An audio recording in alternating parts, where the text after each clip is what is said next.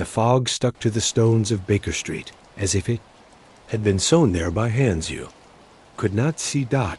It wrapped the lamps and windows in a pale glow that made their light softer, but made the quiet feel sharper.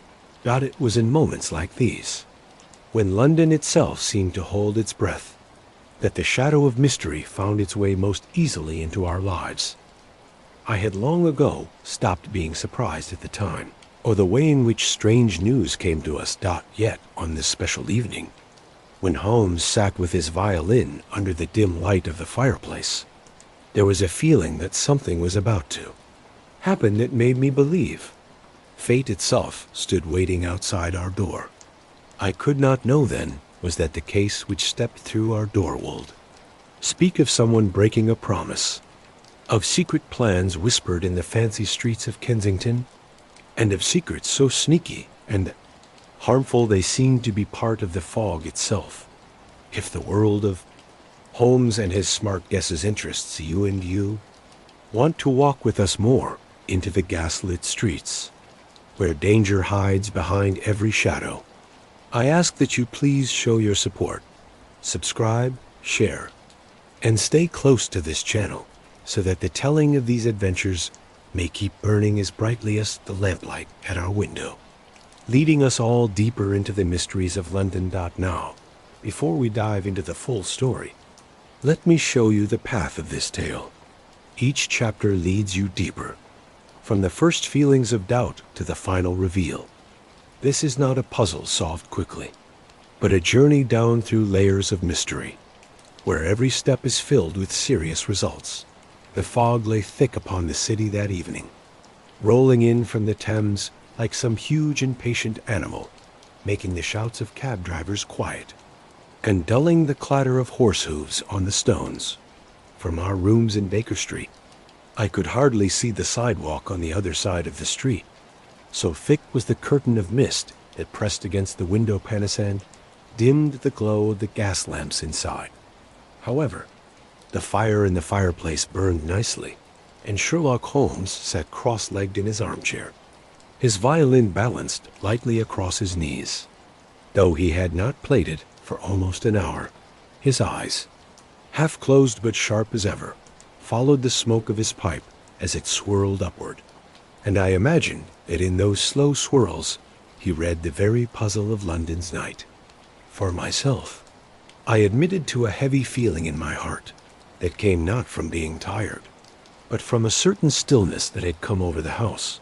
Long experience had taught me that such calm moments were often a sign of trouble to come, as though fate had picked our rooms as the certain stage for people's problems, had just begun to flip through a book of stories about the army without much thought, when Holmes, without moving his eyes, said, "You hear it, Watson?"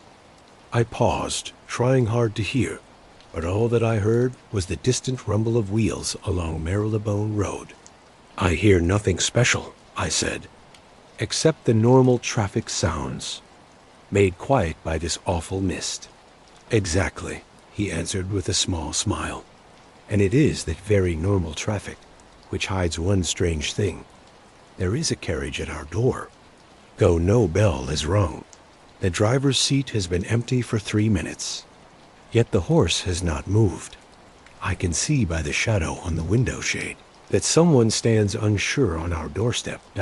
We are about to have a visitor. Watson, one who is a nervous person, though he has a strong enough reason to finally build up his courage." He had barely spoken when the loud and sudden jingle of our bell rang out, followed by the slow steps of Mrs. Hudson's slippered feet on the stairs. The door opened, and with it there entered not just a man, but a puff of the fog itself, swirling in around his coat as if to hide him even in our safe room. He was a middle-aged man with a tired and pale face, his eyes looking around as if every shadow in the room hid some danger. In his gloved hand he held a hat, squashed by his worried fingers, and his breath came quickly, as if he had run up a flight of stairs instead of walking calmly to our room. Holmes nodded his head, rising with the polite manner he showed to even the simplest caller. "Please sit down, sir." The fire will soon warm you up. You will, I am sure, forgive the late hour of your visit. Watson Dot, he comes not because he wants to, but because he has to." The stranger sank into the offered chair, his eyes fixed on the carpet, and for a time no word came from his lips. It was Holmes who, with a patient voice, encouraged him to speak. "Your carriage is waiting at the door, sir, and your driver is staying far away. You come to us from the West Kensington, if I am not mistaken, and on your sleeve you have a smudge of fresh plaster dust. I would guess that the problem that brings you here is not about your own safety, but about the safety of another, whose trouble has weighed on your conscience with a weight too heavy to bear. Am I right?" The man jumped as if he had been hit, his eyes lifting with sudden surprise. "Good heavens, sir, you have said my thoughts exactly. I am Mr. Alistair Haldane of Kensington Walk. Doubt my reason for being here. No, my burden is indeed for another, though heaven knows if by speaking I put her in more danger than by being silent." His voice trembled, and he pressed a shaking hand to his forehead. Holmes sat down once more, placing the tips of his fingers together. "You will find, Mr. Haldane, that telling the truth plainly is often the only weapon against danger. Hiding things, on the other hand, is the surest friend of your enemy. Calm yourself, sir. My friend and I are ready to help you completely." The man took a deep breath, his shoulders rising and falling, and at last his words came out slowly and with pauses. "It is my sister, gentlemen, my sister Eleanor. She lives with me at our late father's house in Kensington Walk, a house that should be safe, for it has long been known among our neighbors as a quiet and respected place.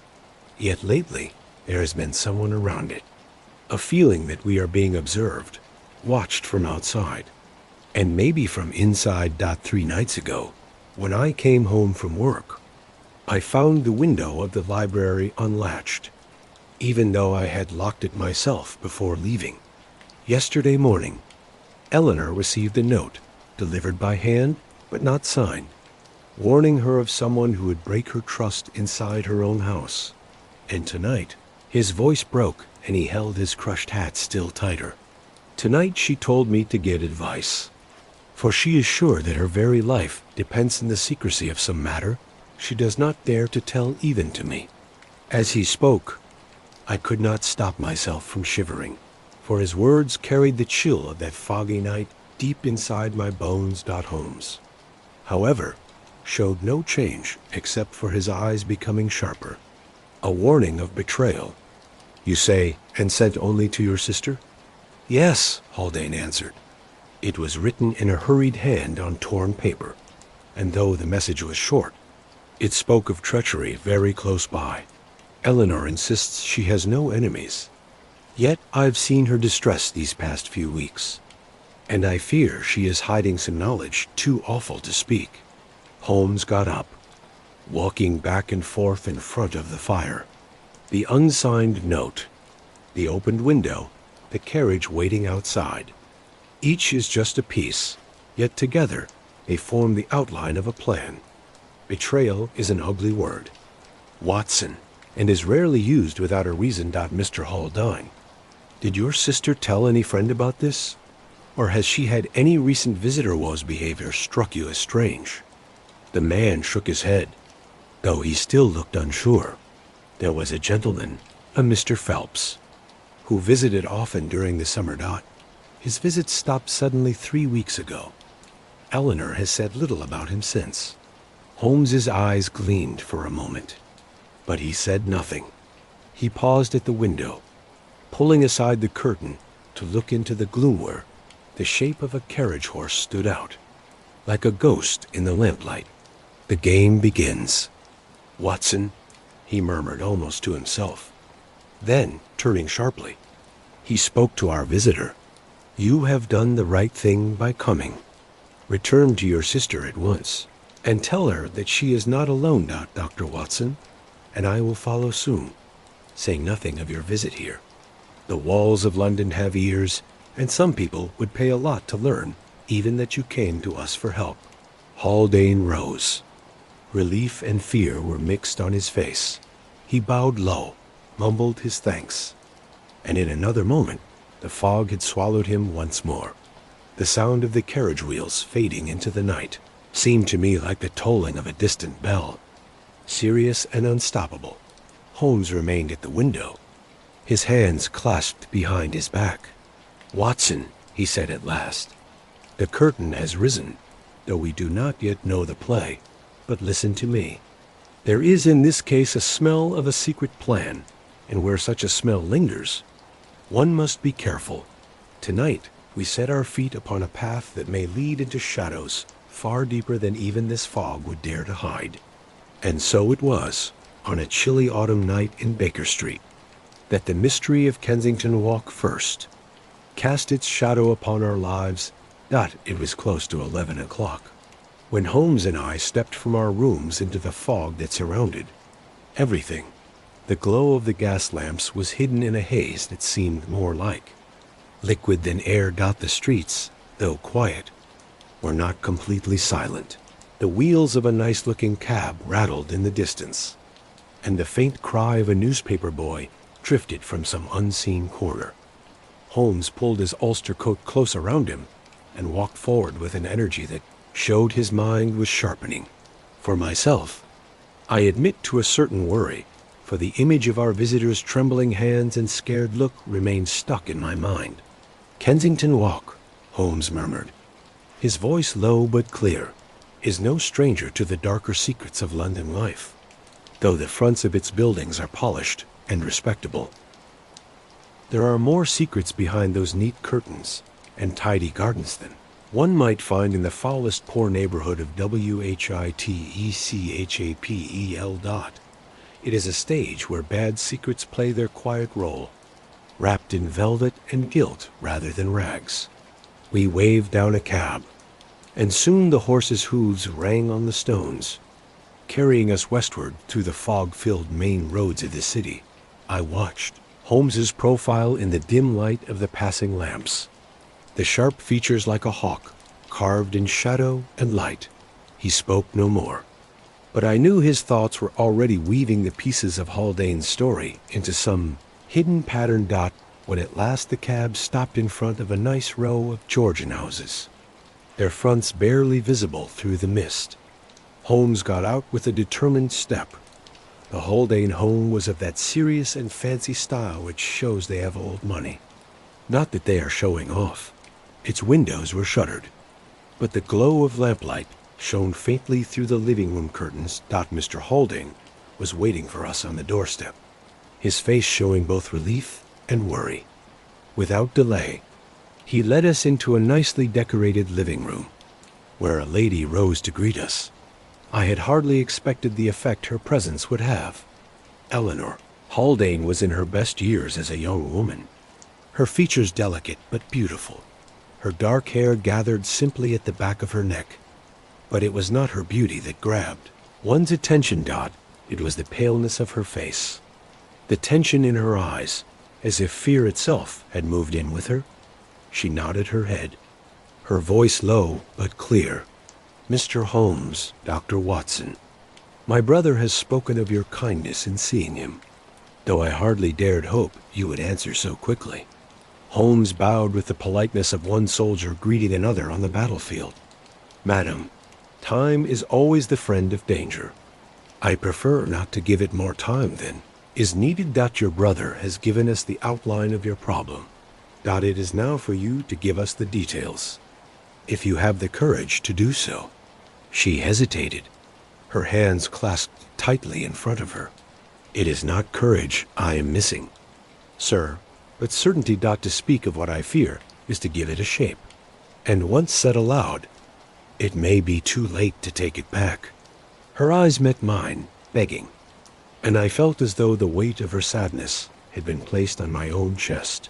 Holmes watched her steadily, his look not unkind, yet not looking away. "Then consider, Miss Haldane.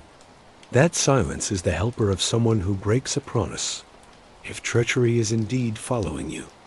It is already feeding on your silence. Dot, to tell your secret is to take control. A shiver went through her, and at last she spoke, her words rushing out, as though they had been held back too long. 3 weeks ago, I discovered that certain papers of my late father had been disturbed. They were of no importance to me. Old letters, notes of meetings long past. But among them was one sealed package he had told me to guard with care until a time when it should be delivered to a gentleman. Whitehall. I thought little of it until I saw that the package had been moved from its place. No one but myself had access to that cabinet. She paused, her breath quickened, and her brother looked like he was about to speak. But Holmes lifted a hand. Go on, madam. Did you check the package? I did, she whispered. The seal was not broken. Yet I cannot get rid of the feeling that unseen hands have already marked it. Since that day, I have felt eyes on me in the street, shadows where none should be. Then came the note, roughly written, pushed under the door, that warned me of betrayal from someone close to me. I've shown it to no one but my brother, for I hardly knew whom to trust. Holmes leaned forward, his eyes glinting. The name of the gentleman in Whitehall. Do you know it? She shook her head. Only that my father spoke once of a Sir Reginald. He told me to ask no questions, only to keep the trust until the chosen time. My father was a man of the old ways, strict and firm, and I obeyed. For a few moments, silence filled the room, broken only by the crackle of the fire. Holmes paced slowly across the room, then stopped in front of the window, his eyes on the fog. Watson, he said, do you see the irony? A daughter sworn to be loyal finds herself threatened with betrayal. The sealed package, its contents unknown, its destination unclear, becomes the balancing point on which her peace of mind rests. We have here, I imagine, the shadow of a larger stage than one household. Miss Haldane clasped her hands still tighter, her knuckles white. I beg you, Mr. Holmes, tell me what danger I face. Who would look for such papers? And why threaten me? Holmes turned, his face softened by a flicker of sympathy. Wait, madam, is what we must discover. For the moment, take comfort that your secret is now shared among 3, and so it is a little less dangerous. Tonight, I will examine the cabinet and the papers inside. Meanwhile, you must be strong and show no sign of alarm to those around you. The enemy gets stronger with fear. As he spoke, I thought I saw movement beyond the curtain, a shifting shadow against the fog. Holmes, too, had noticed it. His hand shot to the drapery and swept it aside, revealing nothing but the dim shimmer of lamplight and the silent street outside. Yet when he let the curtain fall once more, his eyes were alight. There is indeed a watcher outside, he murmured. The play gets more interesting. Watson, we will stay in Kensington tonight. The game is on, and it would be foolish to let the curtain fall before the first act is done. Miss Haldane let out a low sigh. I could not tell if it was of relief or of fear. Her brother squeezed her hand, and together they left the room, leaving Holmes and me alone with the fire's dying embers and the heavy silence of the house. Holmes, I said at last, do you believe her danger is real? He gave a short laugh, though it held no fun. Real, my dear Watson, and serious. The fog of London hides more than streets tonight. It hides the plans of men who will stop at nothing to get what is hidden in her father's trust. Mark my words. Betrayal is the seed planted here, and we have only seen its first little sprouts. And so, in the heart of Kensington Walk, with curtains drawn tight against the fog, we stood at the beginning of a mystery that promised to mix up honor, treachery, and secrets of the government alike. The morning that followed was one of gray skies and damp air, with a fog that stayed like the bad aftertaste of some bitter drink. Holmes, and I had stayed at the Haldane home through most of the night, examining the locked cabinet and the sealed package, which seemed to be the center of the mystery. Holmes handled the package with the gentleness of a surgeon, turning it under the lamplight and looking at its seal with a magnifying glass. Yet he would not break it. To break the trust would be to be the traitors ourselves. "Watson," he murmured, "and we must not forget that treachery is already the whisper haunting these walls." When dawn faintly crept through the curtains, Holmes at last agreed to return with me to Baker Street. It was there, over a small breakfast, and with the city beginning to wake up beyond the fog-covered windows, that the next piece of the puzzle arrived as a telegram. Mrs. Hudson herself brought it up, her face pale with curiosity.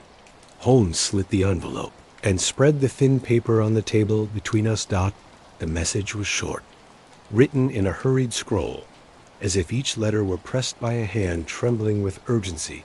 It had no signature, only the mysterious phrases: "Trust none," "Betrayal certain," "Midnight walk," "Watch the door," "Destroy this." The final words were underlined twice, and the paper had a jagged tear across one corner, as if it had been ripped quickly from a longer sheet. Holmes's eyes shone with that special light. I had come to connect with the scent of a worthy enemy. "Observe, Watson, the piece is not just written in a hurry, but torn. That corner, see here, has the faint mark of another line of writing from the part that is now lost. The sender was interrupted, or else changed his mind about his words, but the result is the same. We are left with a half-revealed truth." I bent over the telegram, tracing the faint marks with my finger. "Do you suppose this is connected with the note Eleanor received?" "Connected for sure," said Holmes. "Whether by the same hand or by another, that still needs to be proven. But note, Watson, the command to watch the door." "Which door? And at whose midnight walk?" We are not dealing with vague warnings only, but with instructions meant to guide action. Someone is playing a dangerous game, and they have chosen Miss Haldane for the board on which the pieces are moved. Even as he spoke, there came a knock at the door, sharp and insistent. It was Mr. Haldane himself, his face tired and his hat still in his hand, as though he had not stopped to set it aside. He glanced at the telegram spread on the table and let out a cry. "Then it is true. She showed me her note, but I prayed it was no more than a cruel joke. And now—" He stopped, his voice shaking. "Gentlemen, this morning Eleanor is gone." I jumped to my feet. "Gone? She has vanished from the house. I left her in her room last night, and when I went to wake her at 8, the room was empty, her bed not slept in, her lamp burned down to its base. There is no sign of a struggle, yet she is not to be found inside or outside." Holmes's face, though showing no emotion, betrayed a flicker of sharp determination. "Calm yourself, Mr. Haldane. A disappearance can be either by choice or by force, and our job is to figure out which. Did she leave any word?" "None," said Haldane. Only this."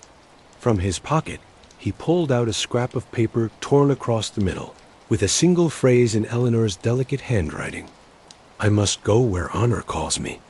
Holmes took it, studied the fibers of the tear, and laid it beside the telegram. "Note the similarity, Watson. Both torn in a hurry, both incomplete. The theme of betrayal, the call of duty. The pattern grows more complicated." He rose suddenly, snatching his coat. "Come, there is no time to be lost. We must follow her steps." Within half an hour, we were again in Kensington Walk, the morning air damp with mist, the streets busy with milkmen and errand boys. Holmes passed quickly through the Haldane house, his eyes scanning each room, his fingers lingering on door handles, window latches, and the edges of drawers. At last he paused in front of the library, where the cabinet still stood with its sealed package inside. "Untouched," he murmured. And yet the very heart of the matter. Watson, you see, she has not run for her own sake, but for its. Haldane wrung his hands. But why leave without a word? Why leave me to be terrified? Because, Holmes said, his voice serious, she fears the betrayer is within her circle of friends. To leave a word would be to place a weapon in the wrong hands. As we spoke, a police officer appeared at the door, cap in hand. Pardon me, gentlemen. A lady matching this description was seen near Cromwell Road at dawn, with a man in dark clothing. They were seen getting into a cab and driving east. Holmes's eyes narrowed. The eastward road leads toward the Strand, and then to Whitehall.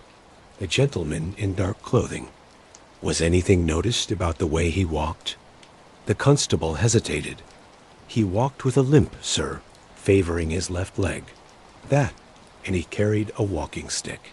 Holmes exchanged a quick glance with me, but said nothing. Instead, he turned to Haldane.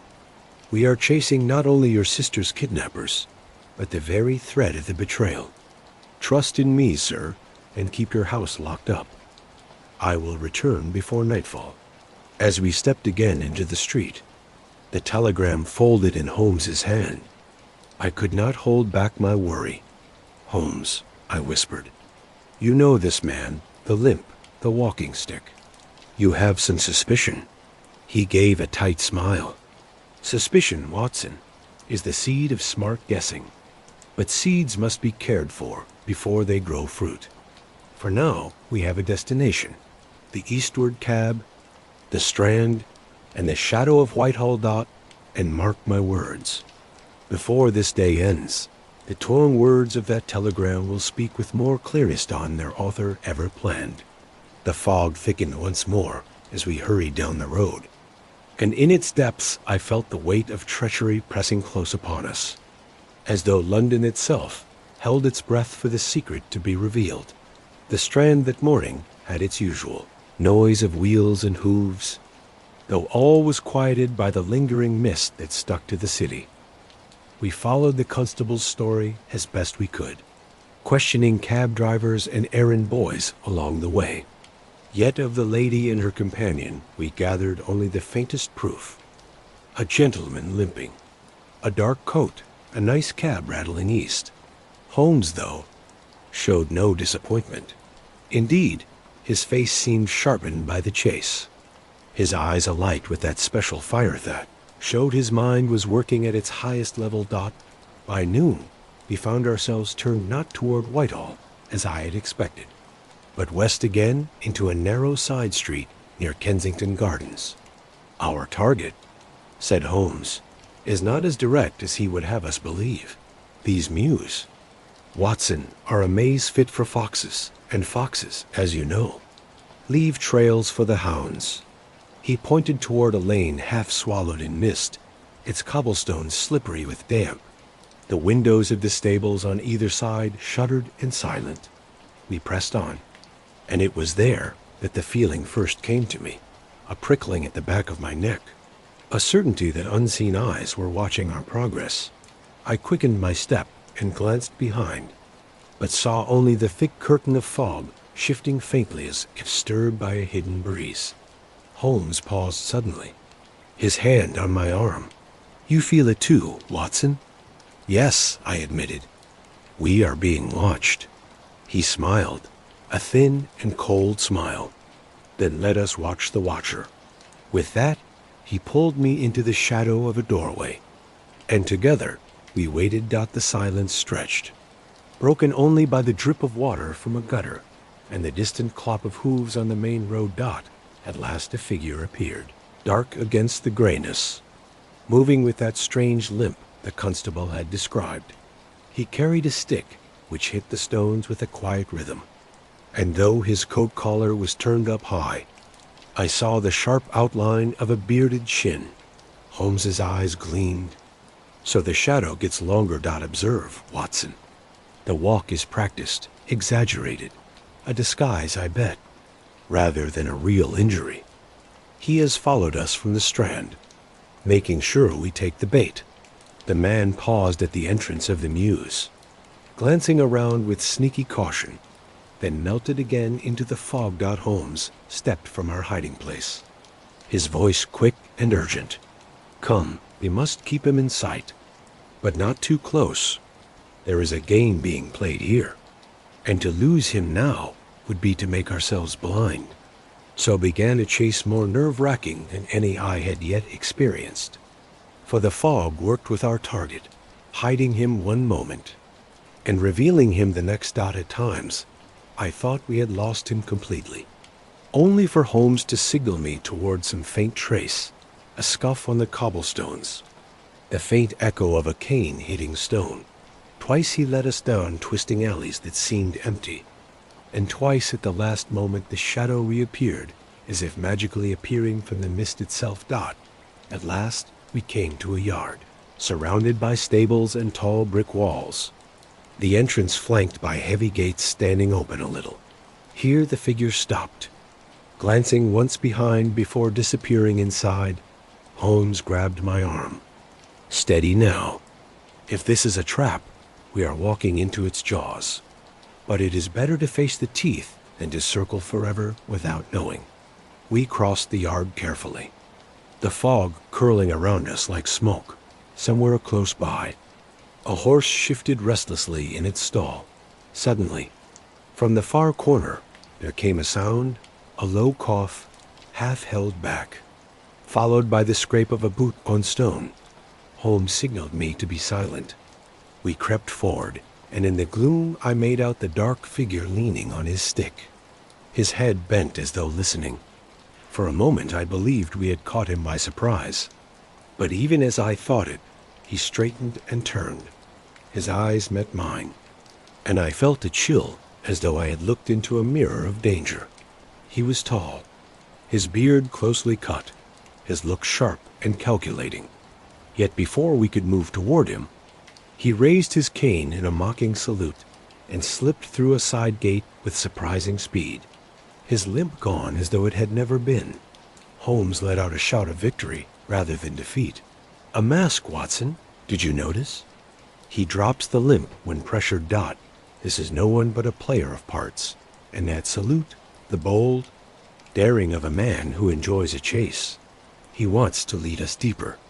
We gave chase, but the fog and the maze of alleys were on his side.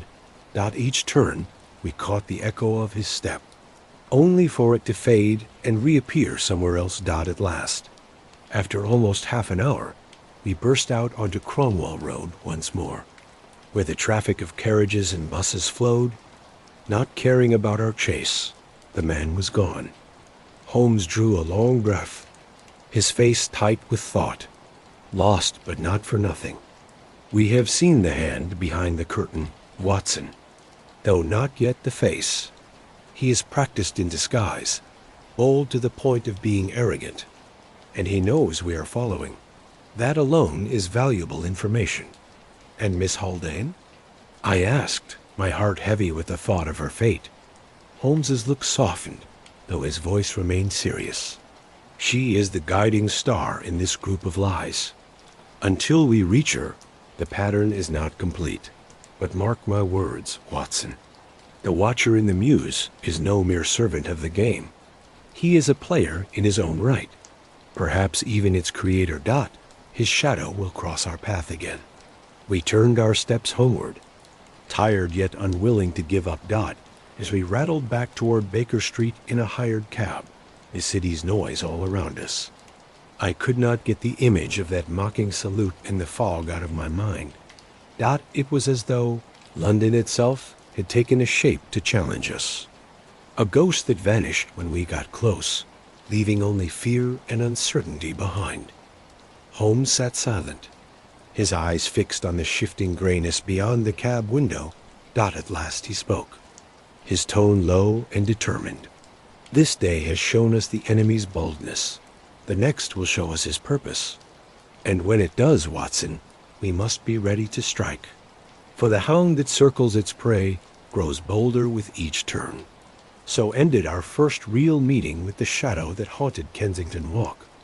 And though the fog closed once more on the city, I felt certain that it was only the beginning off darker secrets yet to come. We had barely finished a quick lunch at Baker Street when Inspector Lestrade of Scotland Yard announced that his visits were never just for fun.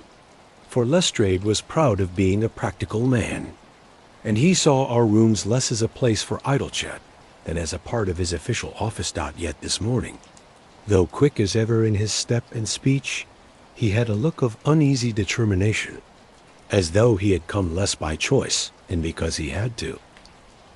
Holmes greeted him with his usual politeness, pointing him to a chair by the fire. "You find us at a good time, Lestrade," he said, "for we are working on a matter that threatens to become too big for a private investigation. The shadow of a government official already looms, and it may be that Scotland Yard itself will soon be involved." Lestrade sniffed. "Well, Mr. Holmes, if there's trouble happening, you won't be surprised that we've heard about it. A lady of good standing disappears from her home without a word. A brother rushes here and there in alarm, and your own name is whispered in the matter before noon. You see, sir, the Yard is not quite so blind as you think." Holmes leaned back, his long fingers placed together. "Blind? No, maybe just not seeing the big picture.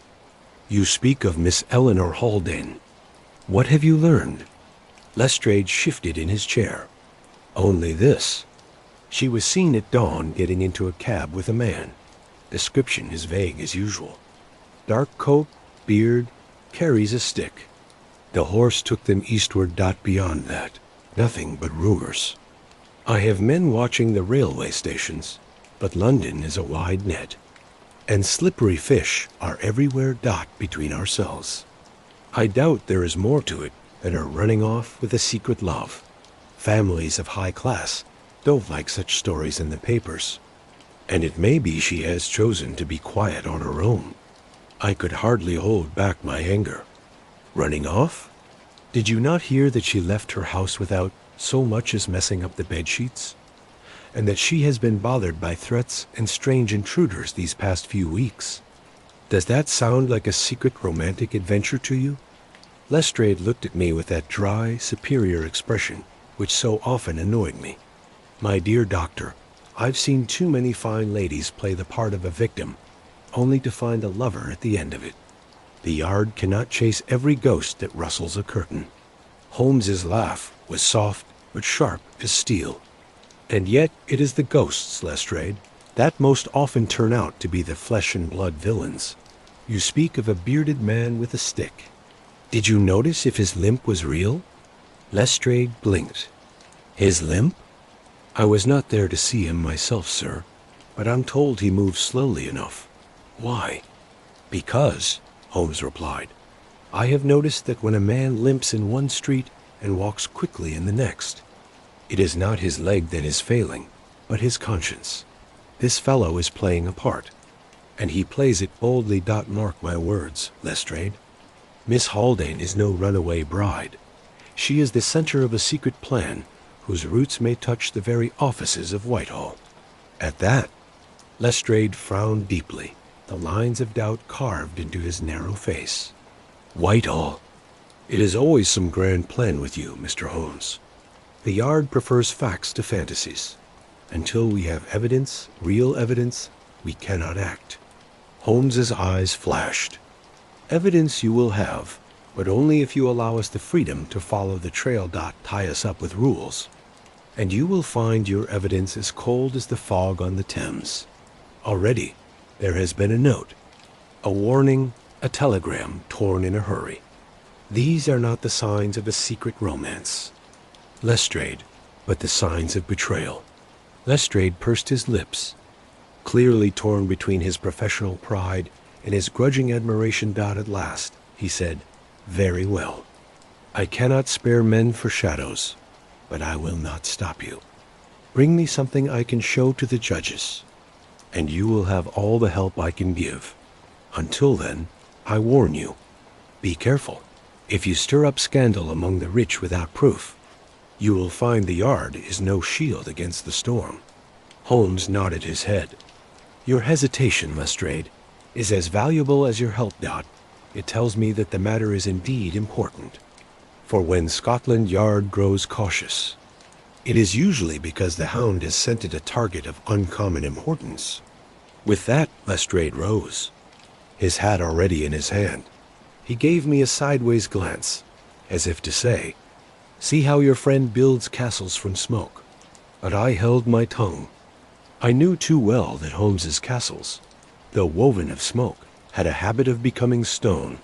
When the door closed behind him, Holmes turned to me, his expression serious yet excited. "Watson, do you not see? Lestrade's very unwillingness is proof. The Yard has heard whispers, perhaps from the higher offices, of a danger best left buried. They would rather call it running away with a lover than admit the ghost of treachery is inside their own area. This hesitation is what pushes us forward." I shook my head. "But what about Miss Haldane? Every hour that passes may bring her closer to ruin." Holmes's gaze softened. "We must think not as brothers, but as hunters. Watson, Dot, to chase her blindly is to stumble into the trap prepared for us, Dot, no? We must first unmask the hand that moves the pieces. Only then can we pull her safely from the board." He rose and crossed to the mantelpiece, where the torn telegram still lay. With quick skill he compared it to the scrap of Eleanor's note, holding both against the lamplight. "See here, Watson, the fibers of the tear line up. These papers were torn by the same hand at the same moment. One message in two parts. Her words, 'I must go where honor calls me,' were meant to hide the harsher truth. Trust none. Betrayal certain. It is no secret romance, my friend. It is being forced." The firelight cast strange shadows across his face as he spoke, and in that moment I felt the full seriousness of the path we had started on.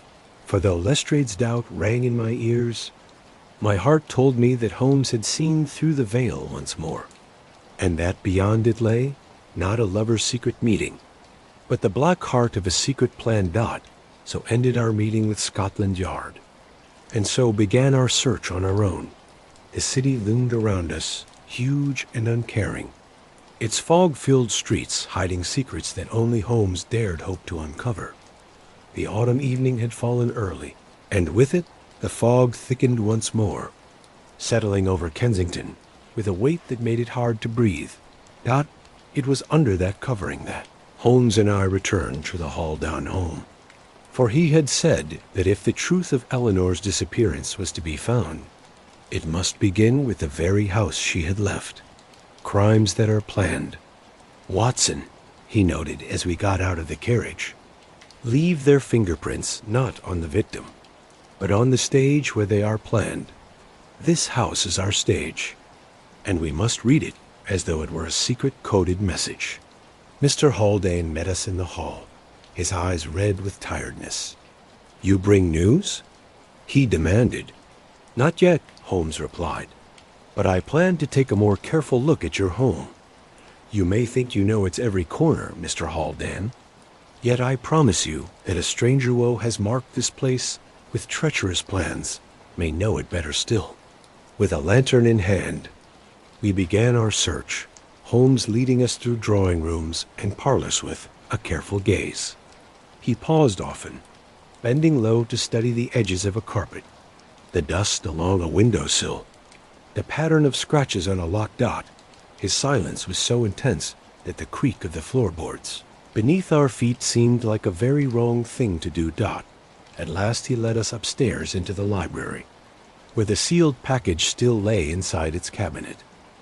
Holmes's eyes glistened as he took out the package and held it to the light. "Observe, Watson, the faint mark here at the edge of the seal. Someone has pressed a stamp on the wax without breaking it. See how the mark is lighter than the rest. A clumsy attempt to hide that it was touched. This was not done by Miss Haldane. She guards her honor too fiercely for such trickery. Then the intruder only wanted to test if the seal could be broken without anyone noticing," I said. "Exactly so. A practice run before the act itself." He replaced the package and turned his attention to the room. It was a nice room with tall shelves of leather-bound books, heavy curtains that shut out the street, and a great writing desk set under the window. Holmes drew open the drawers one by one, his long fingers darting like fast as liquid silver. At the third drawer, he paused. "Here, Watson. Note the faint line of dust on the bottom dots. Something long and thin has been removed recently, for the dust has not yet settled back." I bent closer. A document, a roll of papers perhaps, or a map. Whatever it was, it is gone. He glanced at Haldane. "You know nothing of this?" The man shook his head. "Nothing. I hardly ever set foot in this room since my father's death." Holmes's eyes narrowed. "Then we must suppose that another has done so, under the cover of night." He rose suddenly, his eyes sweeping the room. "But it is not the missing object alone that interests me. It is the way it was taken. For see here, no lock has been forced, no window unlatched. The thief moved freely as one who held the key." A chill passed through me. Then the betrayal is indeed within these walls. Holmes did not answer. He moved to the fireplace, where the ashes of a fire still lay pale on the grate. With delicate care he sifted through them and pulled out a piece of charred paper. On it were the scrolled remains of words half wiped out by the flame. "Parliament." "Sir?" Holmes's face grew focused. "Sirrah." Now we glimpsed the true stage. A sealed package meant for Whitehall. A burnt paper that speaks of Parliament, and a vanished lady forced by duty, rather than desire. The web spreads wider than we thought. "Watson." We went downstairs once more, but Holmes did not leave the house. He insisted on exploring the cellars.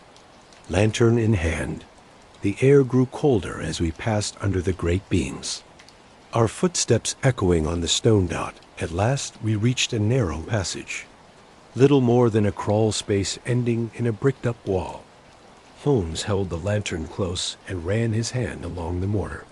"Newly set," he whispered. "The color shows it. Within the last 2 weeks, someone has sealed this passage." Mr. Haldane stared. "I knew nothing of it. That wall has stood for as long as I can remember." Holmes tapped lightly, and a hollow sound rang out. "A false wall. Beyond it lies some hidden space. A hiding place.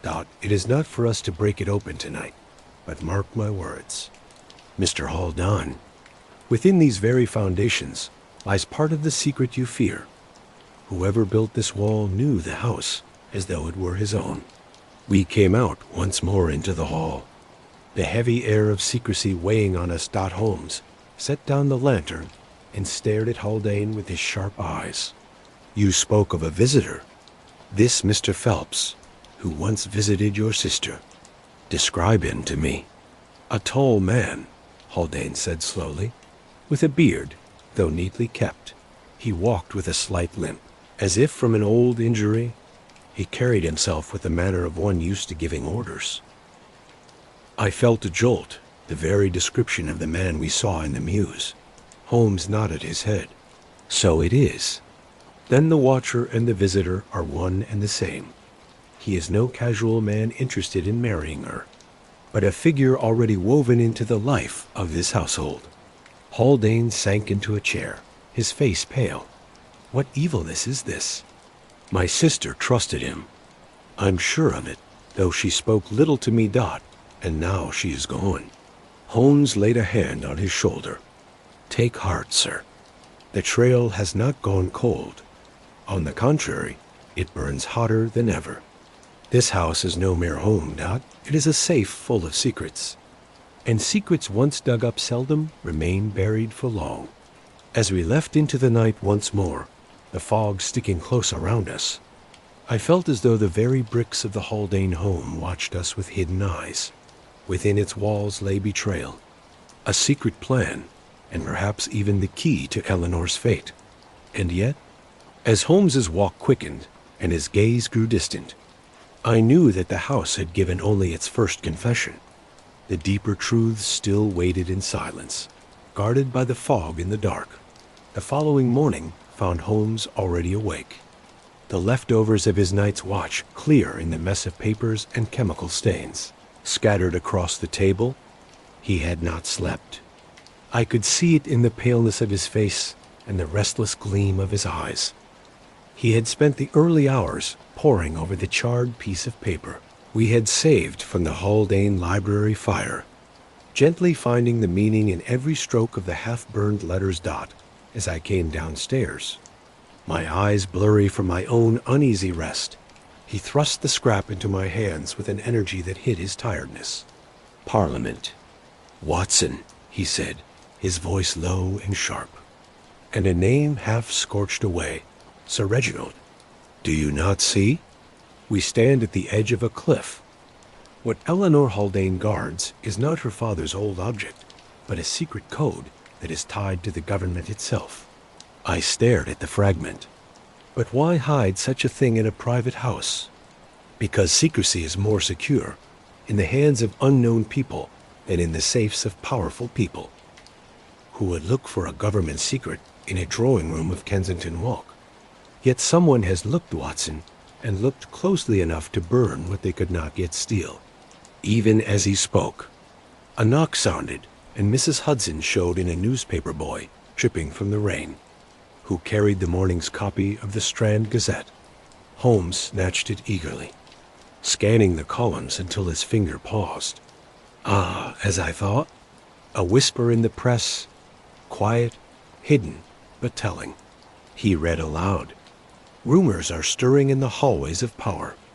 A certain paper given to a private guardian is said to have vanished, though officials deny they know anything about it. The name of Sir R. has been murmured, but the government refuses to say anything. Holmes folded the paper with care, as one might fold a map on which life and death depended. So the whispers reached the public ear, but notice the carefulness. The name blurred, the fact denied. Parliament feels the shaking, but does not dare to speak of the earthquake. We left Baker Street without delay, pulled by Holmes's belief that Whitehall must be checked, though he had little faith that its people would say more than its newspapers. The fog stuck to the riverbank as we walked, the Houses of Parliament standing like a fortress carved from smoke. The bells tolled the hour with a serious weight, as though they knew of the secrets their walls contained. Holmes guided me through the crowd of clerks and messengers until we reached a quiet hallway. There he paused, his eyes on a figure who lingered near the steps. A tall man, cloaked heavily against the damp, spoke in urgent voices to another, his beard shiny with rain at the mention of Sir Reginald, which drifted faintly to us on the moist air. The second man jumped and made a quick sign of silence. Holmes touched my arm. Note then, Watson, the careful avoiding of eyes. The mumbled name Parliament is not a fortress of honor, but a hive where secrets buzz and sting. We pressed onward, and through the help of a friend Holmes had made in the press area, we were led into a room where the hum of whispered talks filled the air. Members of Parliament passed back and forth, some with worried faces, others with looks of forced unconcern. Holmes moved among them with his usual ease, as though he belonged there more than many who held the title Dot. At last he cornered a young secretary, whose nerves gave him away at the mere mention of the word Kensington. Sir, Holmes said with quiet force, we come not to snoop, but to prevent a disaster. There is a paper once given to a private guardian, now wanted by unworthy hands. You know of what I speak. The young man turned pale. I know nothing, he stammered. Only rumors that Sir Reginald himself feared betrayal. They said he trusted his papers to a friend, one who might keep them from ambitious eyes. But that friend is dead these 2 years, and now there are whispers that the package is loose. Forgive me, I can say no more. Holmes released him gently, his own expression serious. Enough, Watson. We have the proof we were looking for. The package Miss Haldane guards, or guarded, belongs to Sir Reginald Its contents are government secrets, and treachery is indeed at work to grab them. We left the room with heavy hearts. Outside, the fog swirled about the great clock tower, muffling the sound of the river lapping below. Holmes walked in silence until we turned once more into the Strand, where the city pulsed with its ordinary life. Not knowing of the secret plans growing in its heart, at last he spoke, his tone grim. "There are moments, Watson, when the veil is drawn back to reveal not the criminal or the victim, but the weakness of the very system we work for. That packet contains words enough to ruin someone's job, perhaps even a part of the government. Imagine the power it gives to those who would trade honor for personal gain. And Eleanor Haldane, poor child, is the game piece that the whole thing depends on." As we waved down a cab, I could not help but feel that the fog itself had thickened, drawn closer by the very name of Parliament.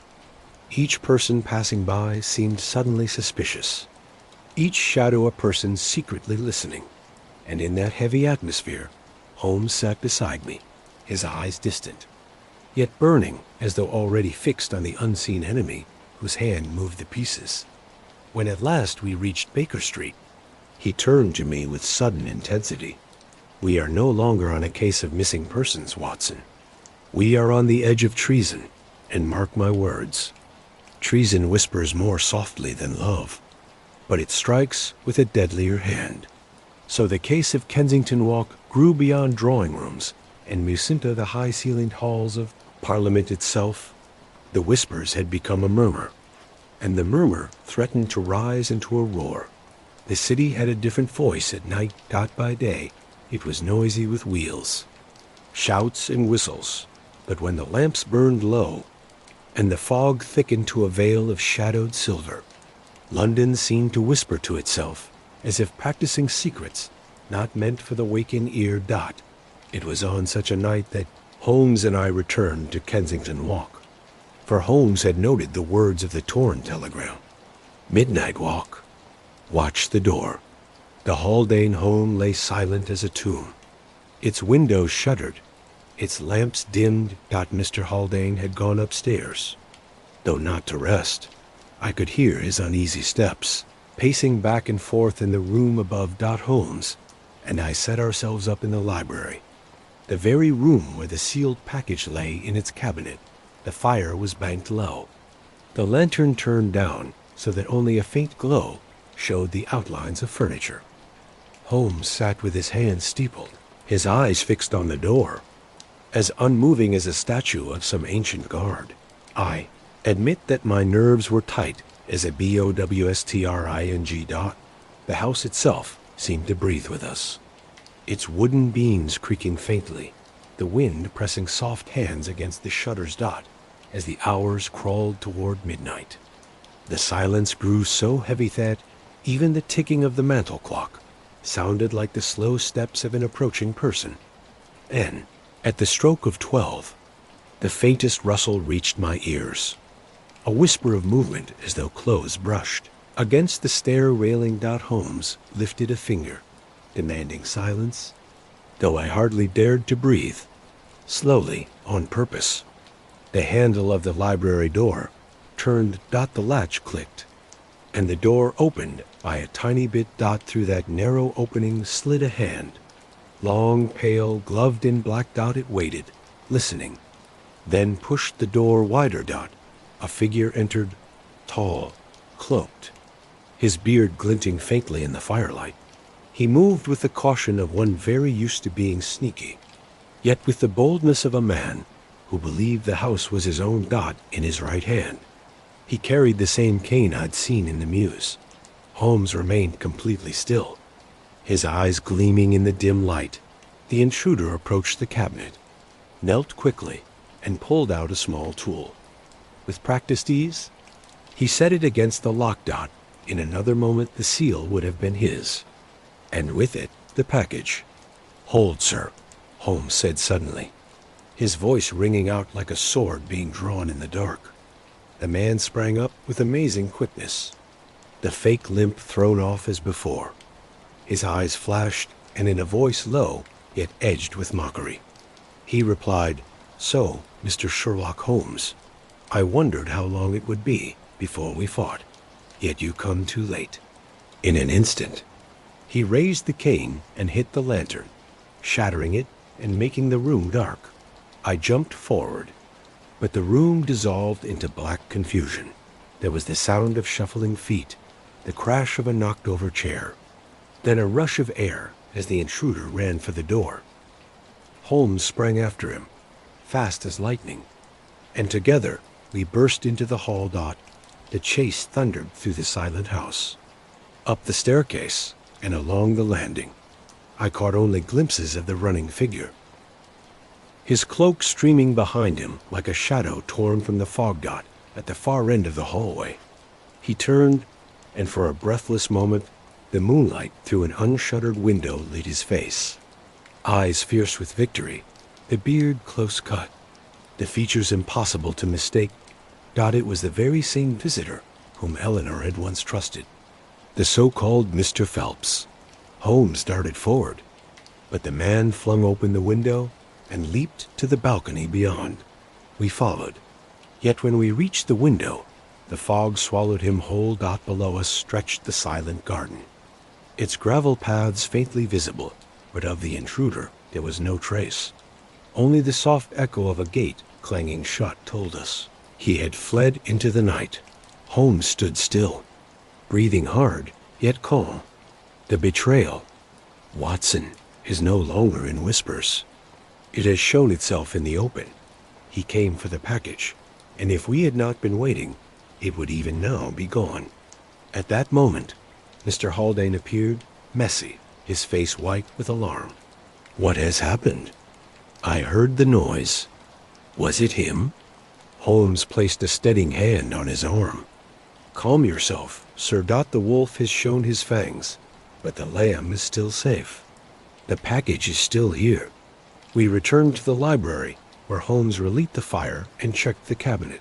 The seal was unbroken, the package safe, yet the feeling left on us was of an enemy, both daring and clever, who would not rest until his prize was won. Holmes turned to me seriously. "You saw him, Watson. No doubt is left. The visitor of the summer months, the shadow in the mews, the intruder tonight. They are one and the same. He is no suitor, no friend of the family.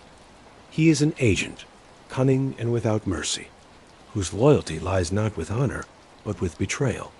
I asked, "And Eleanor? If she trusted him once, is she still in his power?" Holmes's gaze darkened. "That, my friend, is the cruelest stab of all. She may even now believe she is acting for honor, when in truth she is just a game piece in his plan. Her note, 'I must go where honor calls me,' was forced from her by his lies." The fire flared as Holmes threw the broken lantern glass into the grate. "We face an enemy who does well in the darkness, Watson, but every shadow is revealed by the light. We will draw him into the open, and when we do, we will see if his courage burns as brightly as his cleverness." Outside, the bells chimed the half-hour, their serious sound swallowed quickly by the fog, and in that dimly lit room of secrets, I felt the weight of treachery pressed closer than ever, as though the very air had become its helper. The days that followed were filled with a strange stillness, as though London itself waited for the next move in a game played far above the understanding of ordinary men. Holmes moved through those hours with an intensity that I had seen only in his most dangerous cases. He hardly ate, rarely spoke, and paced our rooms with the restless energy of a caged panther. Yet under that feverish activity there was a plan, for his sharp eyes noted every rumor in the press, every whisper that drifted across Whitehall, every unexplained movement among important men. It was on the third morning that he burst into our sitting room with a telegram held tightly in his hand. "Watson, the web tightens. Read." The message was from a clerk in the Foreign Office, one who had once gotten help from Holmes's carefulness in a youthful mistake. It spoke of unusual worry and excitement among senior officials. A secret paper believed to be safe was now suspected to be in danger. Certain members of Parliament pushed for an investigation, while others tried to hide the problem entirely.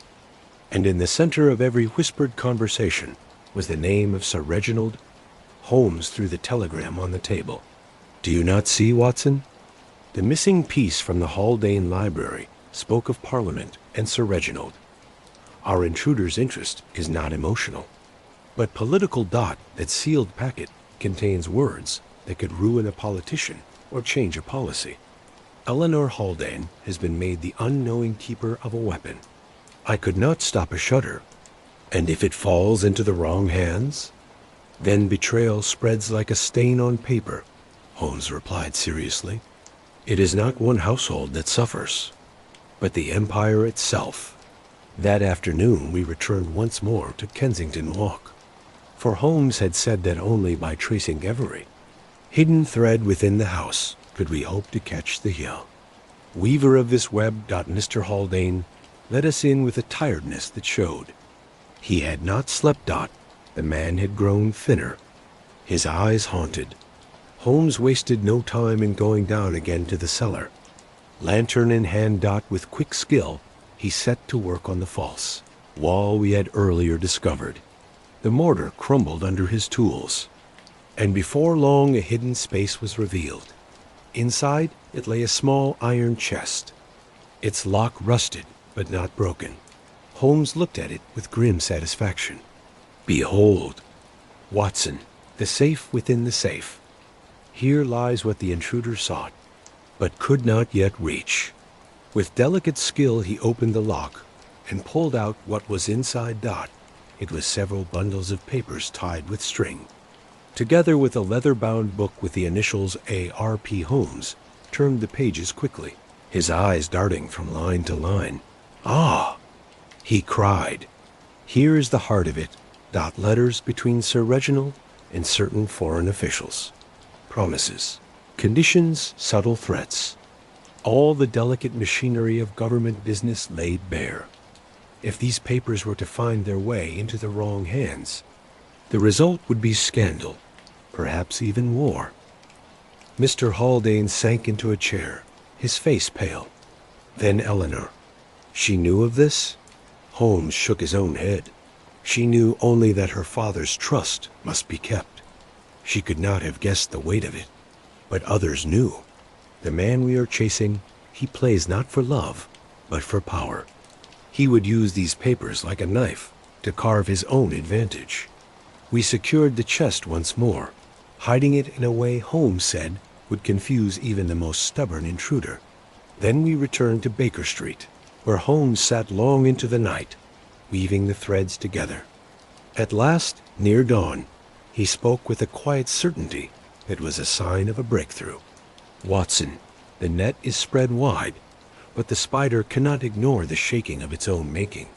He has played the suitor, the watcher, the intruder at midnight. He believes himself unseen, yet in each roll he leaves a trace. The limp he dropped, the beard too neatly trimmed, the arrogance of his salute. These are not the habits of a nameless agent, but the proud habits of a man used to a high position. Mark my words, he moves not in the poor streets, but in the hallways of Parliament itself." I stared at him in surprise. "A member of Parliament? Surely not. Not a member, perhaps, but one who moves freely among them," Holmes answered. "As secretary, an official, a trusted friend. He does not need to hold the seat himself as long as he whispers into the ear of one who does. Such men are often more dangerous than ministers, for they have influence without being held responsible. That very evening our suspicions were proven right, for a message arrived from Lestrade. He had, without wanting to, traced the movements of a certain Mr. Phelps, the supposed admirer of Miss Haldane. Phelps, it turned out, had been often present at private meetings of a parliamentary committee, allowed in because of his job as an aide to one of the senior members. Yet his name never appeared on the official lists. Holmes's eyes gleamed. "So he is in both worlds. the drawing rooms of Kensington, and the corridors of Parliament. It is through him that betrayal flows. At that moment, a knock sounded at our door, urgent and insistent. It was a messenger, breathless from hurrying, who thrust into Holmes's hand yet another telegram.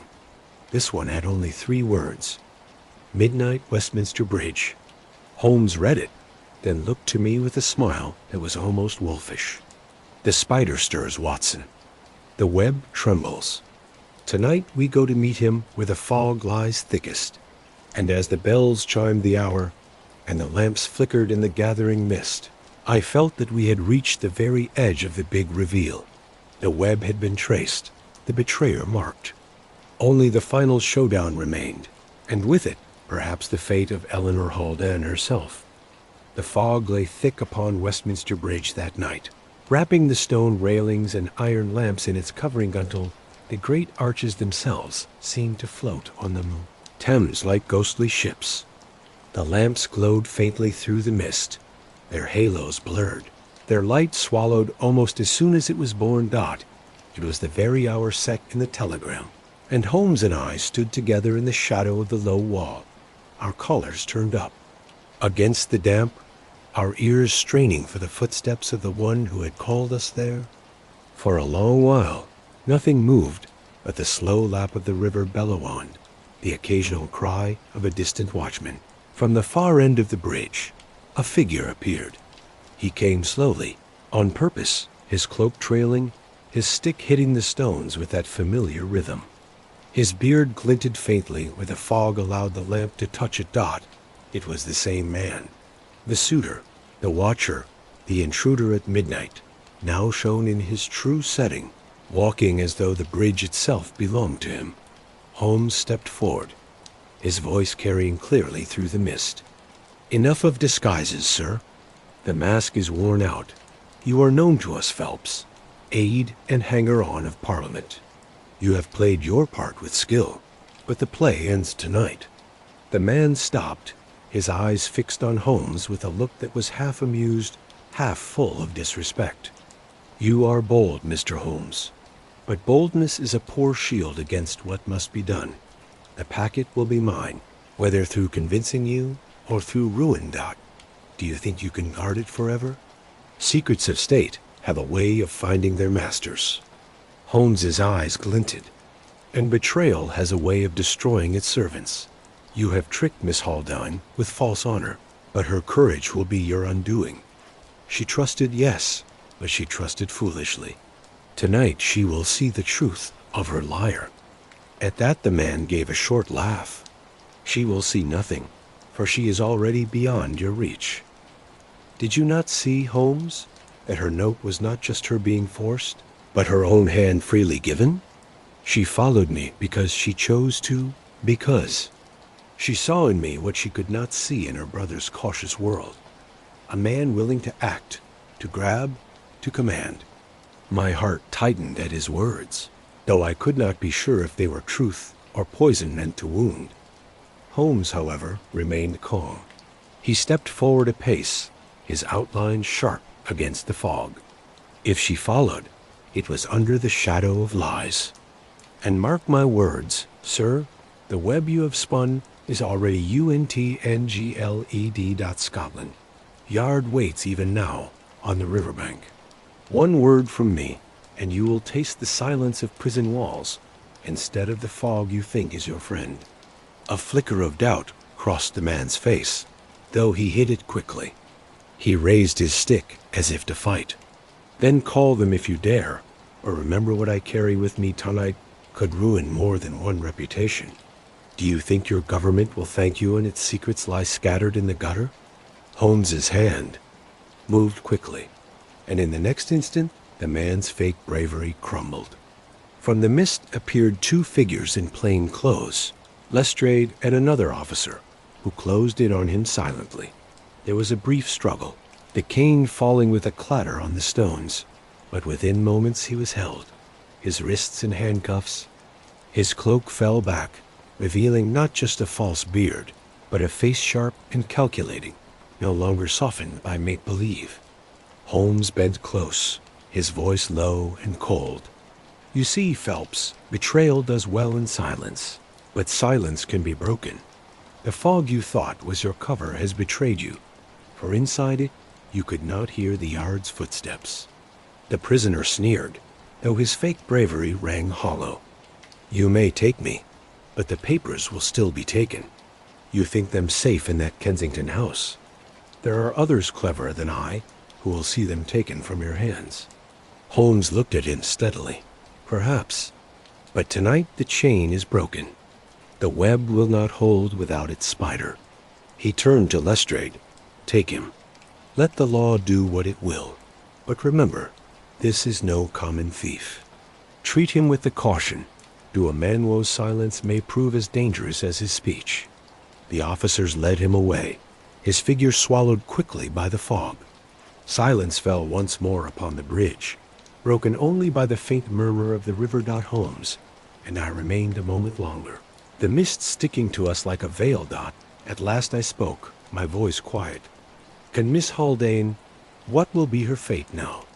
Holmes's gaze drifted across the darkened waters. She will be free, Watson, free of lies, free of the burden her father's trust placed upon her. It will be no easy freedom, for she has walked close to the edge of a cliff. Yet she will return, and with her the sealed packet still untouched, for, in the end, even she must see that honor is not the showy promise of a traitor, but the quiet loyalty of the truth. We walked in silence back toward Baker Street, the city's lamps glimmering faintly through the fog. At our door, Holmes paused, his violin resting ready on the table. Inside. He drew the bow across the strings, and the notes rose soft and sad, filling the room with a sadness that seemed to echo the very silence of the fog outside.